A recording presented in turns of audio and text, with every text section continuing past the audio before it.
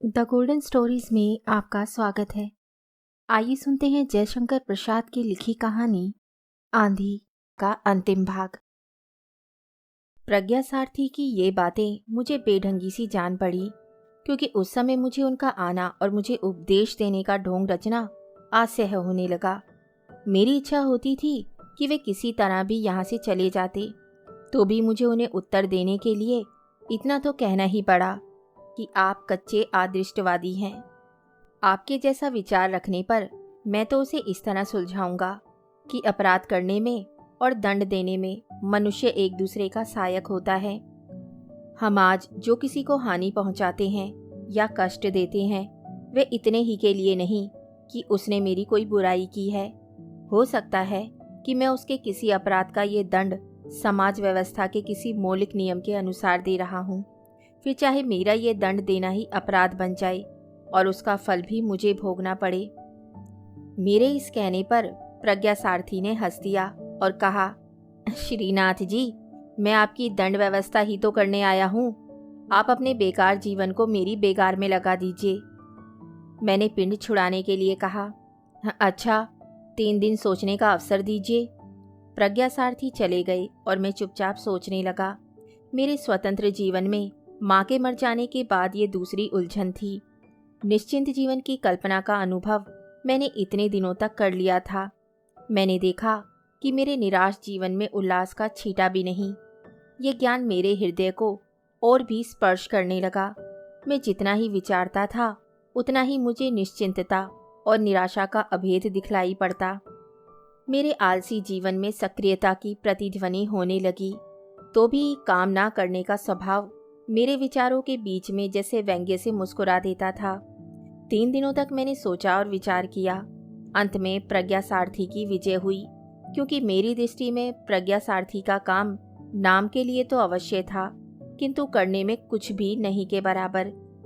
मैंने अपना हृदय दृढ़ किया और प्रज्ञा सारथी से जाकर कह दिया कि मैं पाठशाला का निरीक्षण करूंगा, किंतु मेरे मित्र आने वाले हैं और जब तक यहाँ रहेंगे तब तक तो मैं अपना बंगला ना छोड़ूंगा, क्योंकि यहाँ उन लोगों के आने से आपको असुविधा होगी। फिर जब वे लोग चले जाएंगे तब मैं यहीं आकर रहने लगूंगा। मेरे सिंगले मित्र ने हंसकर कहा, अभी तो 1 महीने यहाँ मैं अवश्य रहूंगा।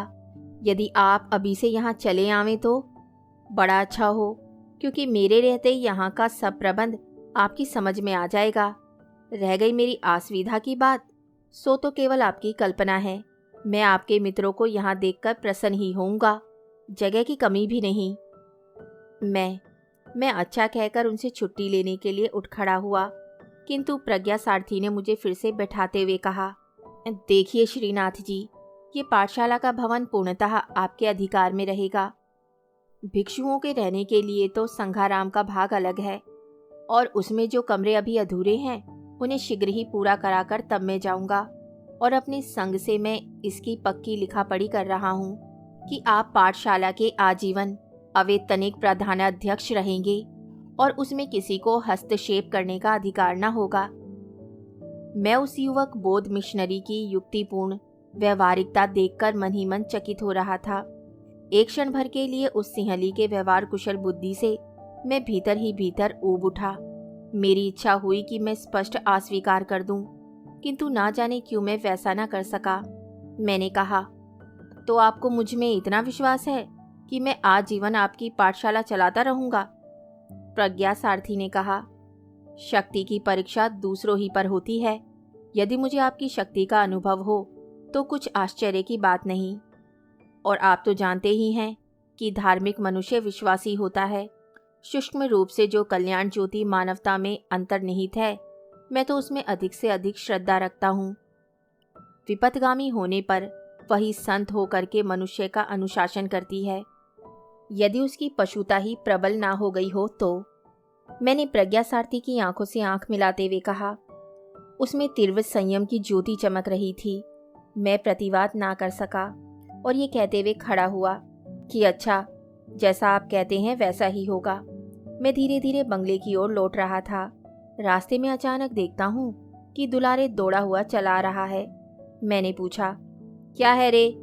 उसने कहा, बाबूजी, घोड़ा गाड़ी पर बहुत से आदमी आए हैं। वे लोग आपको पूछ रहे हैं। मैंने समझ लिया कि रामेश्वर आ गया।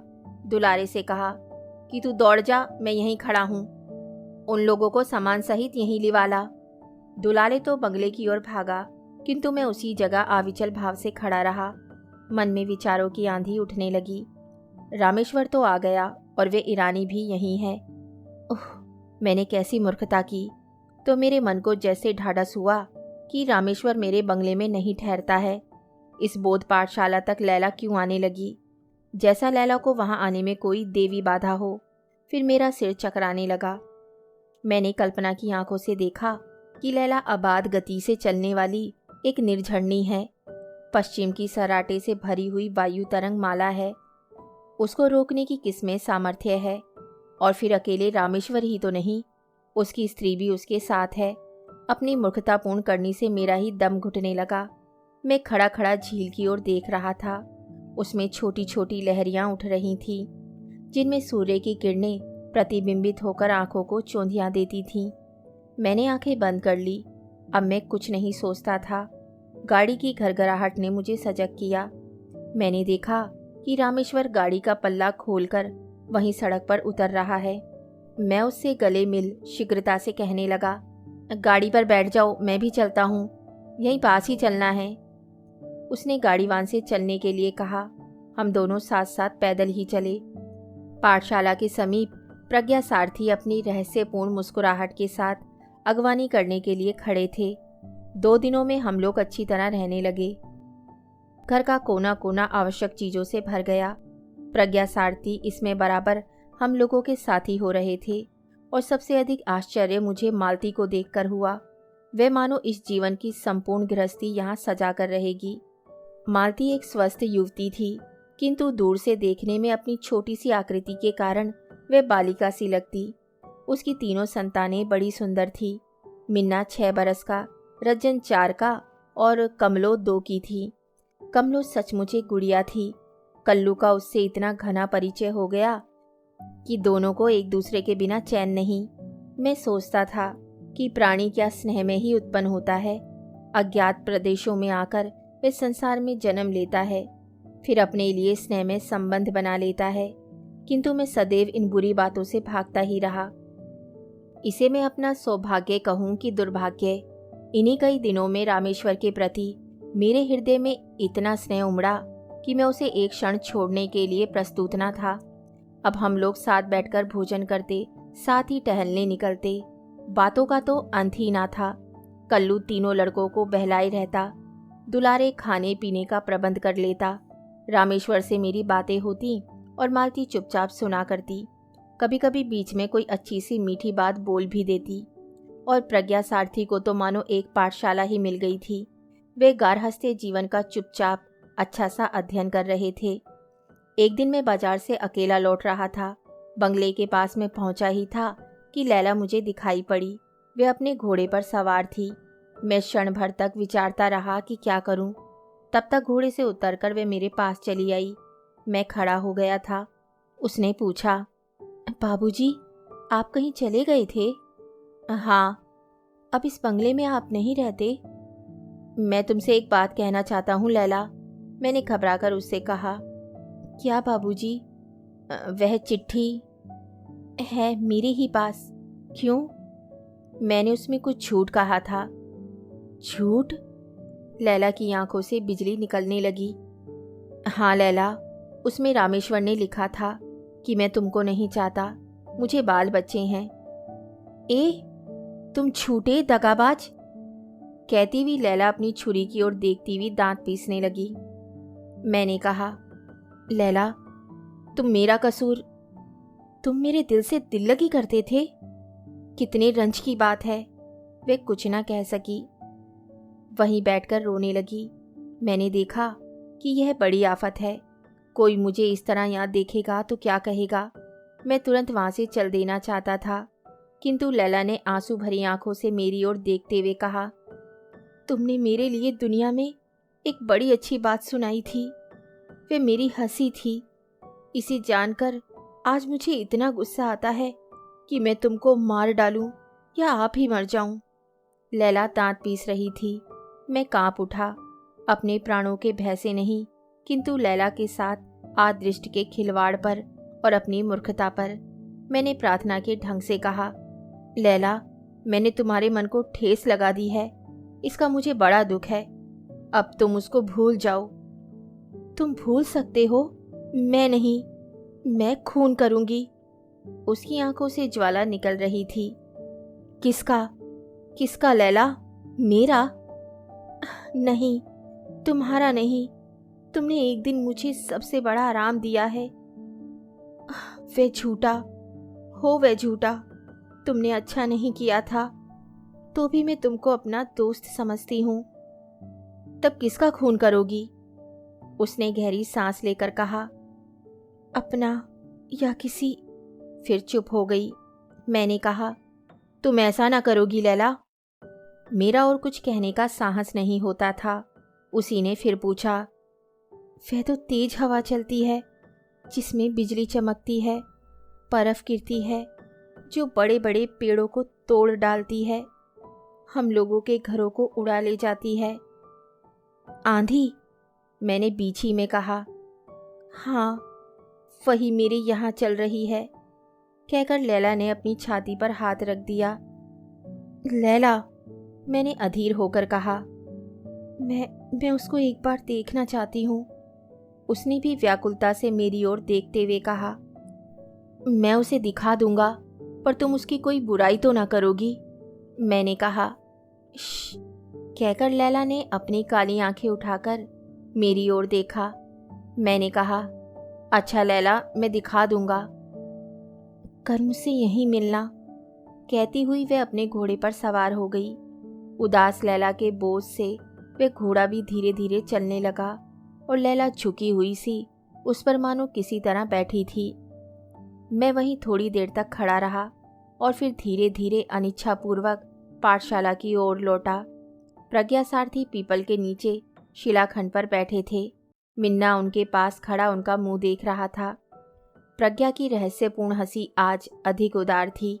मैंने देखा कि वह उदासीन विदेशी अपनी समस्या हल कर चुका है। बच्चों की चहल पहल ने उसके जीवन में वांछित परिवर्तन ला दिया है और मैं कह चुका था, इसलिए दूसरे दिन लैला से भेंट करने पहुंचा। देखता हूँ कि वे पहले ही से वहां बैठी है।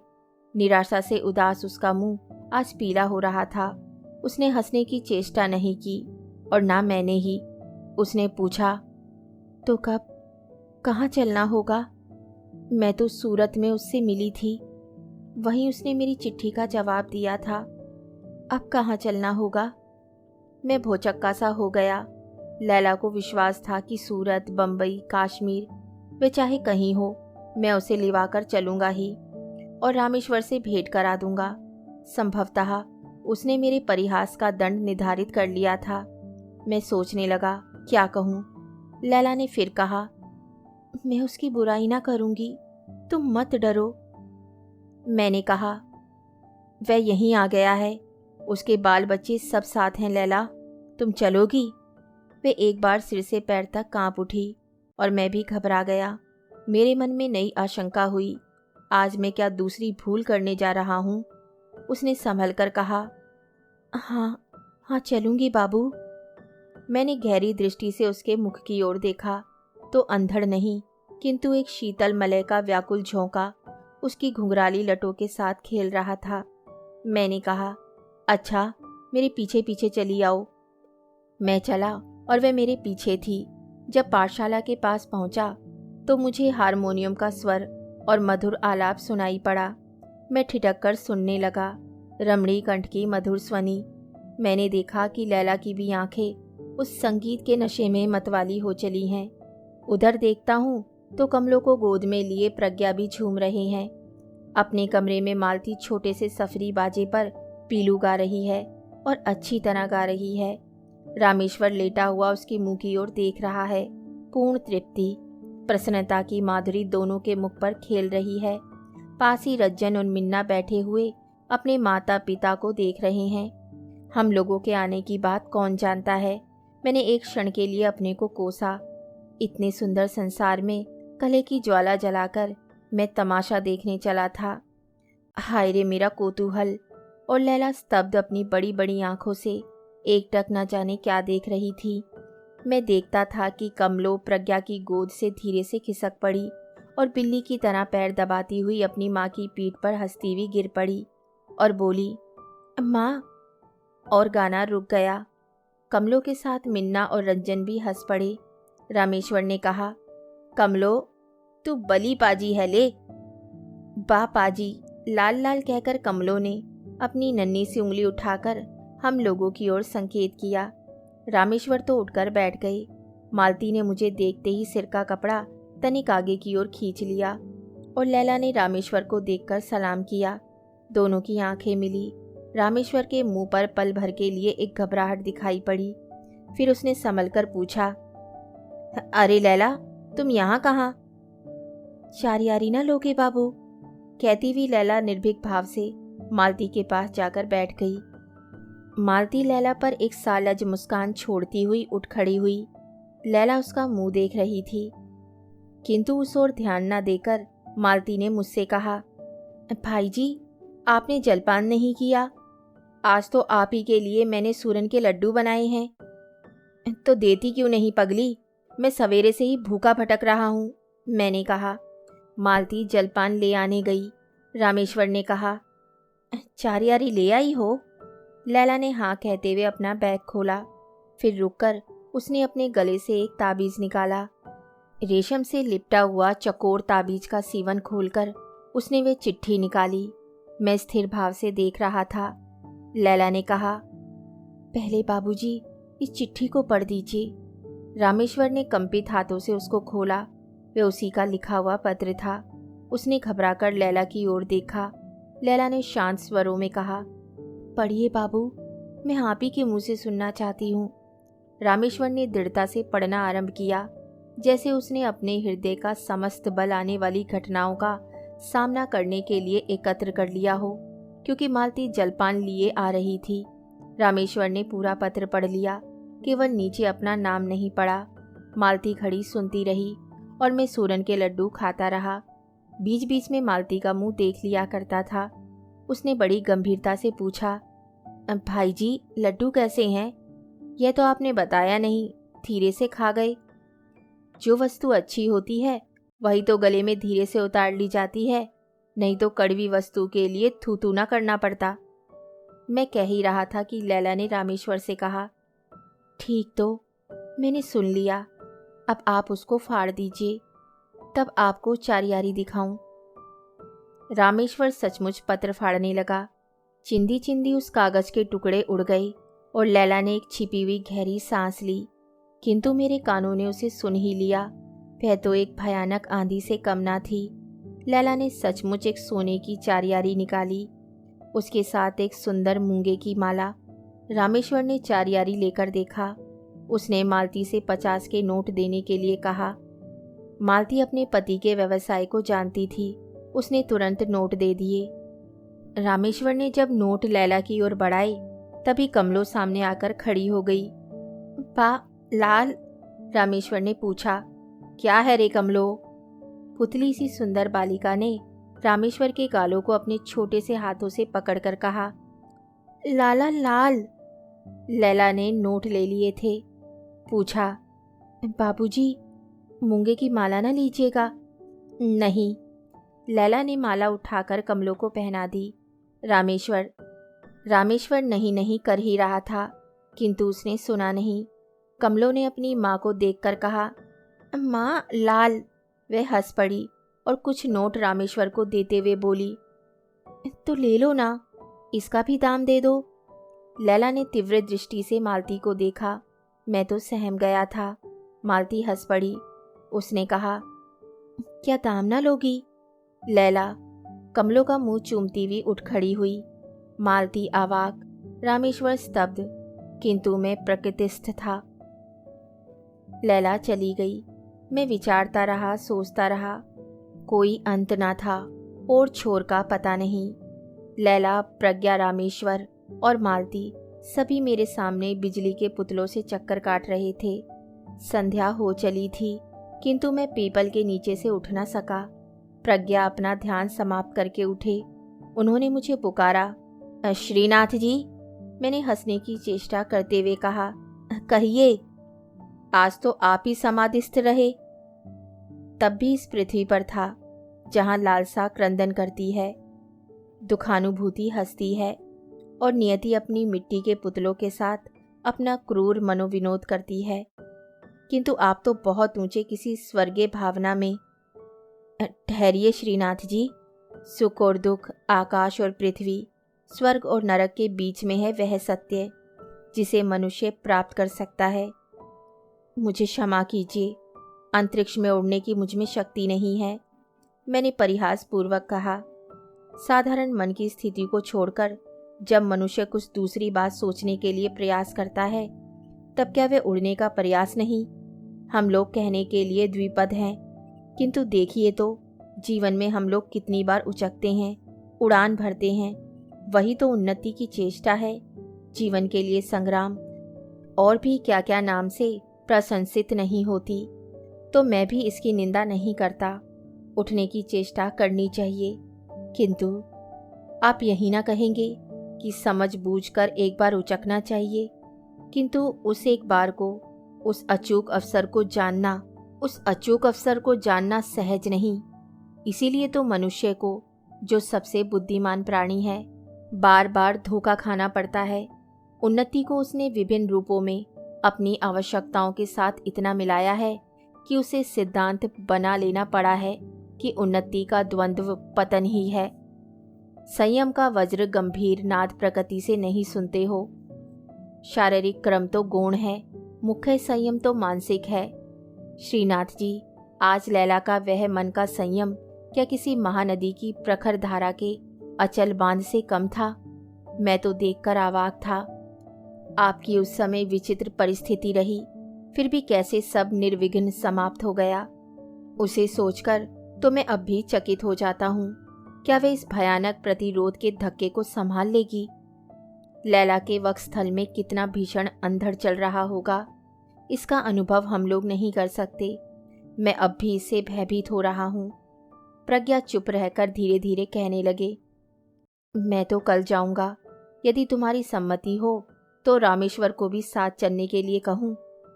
बंबई तक हम लोगों का साथ रहेगा और मालती इस भयावनी छाया से शीघ्र ही दूर हट जाएगी।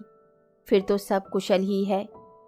मेरे त्रस्त मन को शरण मिली। मैंने कहा, अच्छी बात है। प्रज्ञा उठ गई।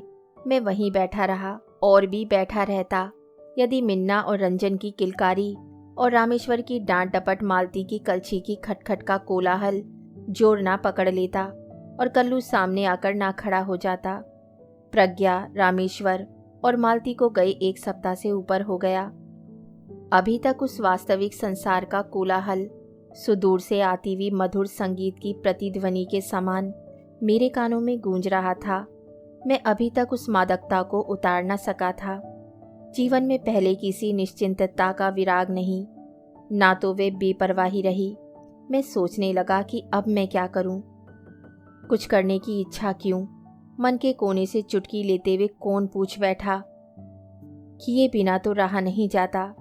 करो भी, पाठशाला से क्या मन उब चला? उतने से संतोष नहीं होता। और क्या चाहिए? यही तो समझ नहीं सका। नहीं तो ये प्रश्न ही क्यों करता? अब मैं क्या करूं? मैंने झुंझलाकर कहा। मेरी बातों का उत्तर लेने देने वाला मुस्कुराकर हट गया। मैं चिंता के अंधकार में डूब गया। वह मेरी ही गहराई थी जिसकी मुझे था न लगी। मैं प्रगतिस्थ हुआ कब? जब एक उदास और ज्वालामयी तीव्र दृष्टि मेरी आंखों में घुसने लगी। अपने उस अंधकार में मैंने एक ज्योति देखी। मैं स्वीकार करूंगा कि वे लैला थी। इस पर हंसने की इच्छा हो तो हंस लीजिए, किंतु मैं लैला को पा जाने के लिए विकल नहीं था, क्योंकि लैला जिसको पाने की अभिलाषा करती थी वही उसे ना मिला। और परिणाम ठीक मेरी आंखों के सामने था। तब मेरी सहानुभूति क्यों जगी? हाँ, वह सहानुभूति थी। लैला जैसे दीर्घ पथ पर चलने वाले मुझ पथिक की चिरसंगनी थी। उस दिन इतना ही विश्वास करके मुझे संतोष हुआ। रात को कलवा ने पूछा, बाबूजी, आप घर ना चलिएगा? मैं आश्चर्य से उसकी ओर देखने लगा। उसने हठभरी आंखों से फिर वही प्रश्न किया। मैंने हंसकर कहा, मेरा घर तो यहीं है रे कलुआ। नहीं बाबूजी, जहाँ मिन्ना गए हैं, जहाँ रंजन और जहाँ कमलो गई है, वही तो घर है। जहाँ बहूजी गई है, जहाँ बाबा जी। हठात प्रज्ञा का मुझे स्मरण हो आया। मुझे क्रोध में कहना पड़ा, कलवा, मुझे और कहीं घरवर नहीं है। फिर मन ही मन कहा, इस बात को वे बोध समझता था। सबका घर है बाबूजी। बाबा जी को, बहू जी को, मिन्ना को, सबको। आपको नहीं है, उसने ठुनकते हुए कहा। किंतु मैं अपने ऊपर झुंझला रहा था। मैंने कहा, बकवास ना कर, जा सो रहे, आजकल तू पढ़ता नहीं। कलवा सिर झुकाए व्यथा भरे वक्षस्थल को दबाए अपने बिछोने पर जा पड़ा और मैं उस निस्तब्ध रात्रि में जागता रहा। खिड़की में से झील का आंदोलित जल दिखाई पड़ रहा था और मैं आश्चर्य से अपना ही बनाया हुआ चित्र उसमें देख रहा था। चंदा के प्रशांत जल में एक छोटी सी नाव है जिस पर मालती, रामेश्वर बैठे थे और मैं डाड़ा चला रहा था। प्रज्ञा तीर पर खड़े बच्चों को बहला रहे थे। हम लोग उजली चांदनी में नाव खेते चले जा रहे थे। सहसा चित्र में एक और मूर्ति का प्रादुर्भाव हुआ। वह थी लैला। मेरी आंखें तिलमिला गई। मैं जागता था, सोता था। सवेरा हो गया था। नींद से भरी आंखें नहीं खुलती थी, तो भी बाहर के कोलाहल ने मुझे जगा दिया। देखता हूँ तो ईरानियों का एक झुंड बाहर खड़ा है। मैंने पूछा, क्या है? गुल ने कहा, यहाँ का पीर कहाँ है? पीर? मैंने आश्चर्य से पूछा। हाँ हाँ, वही जो पीला पीला कपड़ा पहनता था। मैं समझ गया, वे लोग प्रज्ञा को खोजते थे। मैंने कहा, वह तो यहाँ नहीं है, अपने घर गए। काम क्या है? एक लड़की को हवा लगी है, यहीं का कोई आसेब है, पीर को दिखलाना चाहती हूँ, एक अधेड़ स्त्री ने बड़ी व्याकुलता से कहा। मैंने पूछा, भाई, मैं तो ये सब कुछ नहीं जानता, वे लड़की कहाँ है? पड़ाव पर बाबूजी, आप चलकर देख लीजिए। आगे वे कुछ ना बोल सकी, किंतु गुल ने कहा, बाबू, तुम जानते हो, वही लैला। आगे मैं ना सुन सका। अपनी ही अंतर्ध्वनि से मैं व्याकुल हो गया। यही तो होता है, किसी के उजड़ने से ही दूसरा बसता है। यदि यही विधि विधान है तो बसने का नाम उजड़ना ही है। यदि रामेश्वर, मालती और अपने बाल बच्चों की चिंता छोड़कर लैला को ही देखता तभी, किंतु वैसा हो कैसे सकता है? मैंने कल्पना की आंखों से देखा। लैला का विवर्ण सुंदर मुख, निराशा की झुलस से दयनीय मुख। उन ईरानियों से फिर बात ना करके मैं भीतर चला गया और तकिए में अपना मुंह छिपा लिया। पीछे सुना, कलवा डांट बताता हुआ कह रहा है, जाओ जाओ, यहाँ बाबा जी नहीं रहते। मैं लड़कों को पढ़ाने लगा। कितना आश्चर्यजनक, भयानक परिवर्तन मुझ में हो गया। उसे देखकर मैं ही विस्मित होता था। कलवा इन्हीं कई महीनों में मेरा एकांत साथी बन गया। मैंने उसे बार बार समझाया, किंतु वह बीच बीच में मुझसे घर चलने के लिए कह बैठता ही था। मैं हताश हो गया।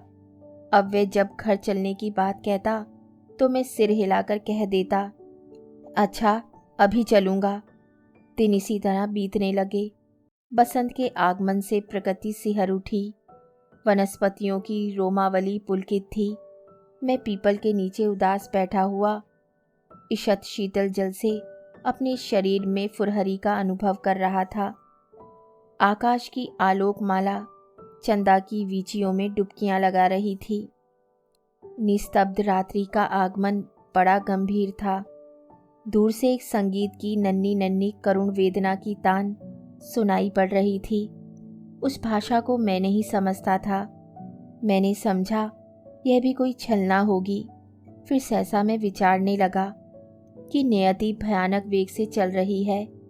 आंधी की तरह उसमें असंख्य प्राणी तृणतुलिका के समान इधर उधर बिखर रहे हैं। कहीं से लाकर किसी को वे मिला ही देती है और ऊपर से कोई बोझे की वस्तु भी लाद देती है कि वे चिरकाल तक एक दूसरे से संबद्ध रहे। सचमुच कल्पना प्रत्यक्ष हो चली। दक्षिण का आकाश धूसर हो चला। एक दानव ताराओं को निगलने लगी। पक्षियों का कोलाहल बढ़ा। अंतरिक्ष व्याकुल हो उठा। कड़कड़ाहट में सभी आश्रय खोजने लगे। किंतु मैं कैसे उठता? वह संगीत की ध्वनि समीप आ रही थी। वज्र निर्घोष भेद कर कोई कलेजे से गा रहा था। अंधकार के साम्राज्य में तृण, लता, वृक्ष सहचराचर कंपित हो रहे थे। कलवा की चित्कार सुनकर भीतर चला गया। उस भीषण कोलाहल में भी वही संगीत ध्वनि पवन के हिंडोले पर झूल रही थी, मानो पाठशाला के चारों ओर लिपट रही थी। सहसा एक भीषण अर्राहट हुई। अब मैं टॉर्च लिए बाहर आ गया। आंधी रुक गई थी। मैंने देखा पीपल की बड़ी सी डाल फटी पड़ी है और लैला नीचे दबी हुई अपनी भावनाओं की सीमा पार कर चुकी है। मैं अब भी चंदा तट की बोध पाठशाला का अवैतनिक अध्यक्ष हूँ। प्रज्ञा के नाम को कोसता हुआ दिन बिताता हूँ। कोई उपाय नहीं। वहीं जैसे मेरे जीवन का केंद्र है, आज भी मेरे हृदय में आंधी चला करती है और उसमें लैला का मुख बिजली की तरह कौंधा करता है। कहानी सुनने के लिए धन्यवाद। तो इसी के साथ मैं आपसे विदा लेती हूँ और कल फिर मिलती हूँ एक नई कहानी के साथ।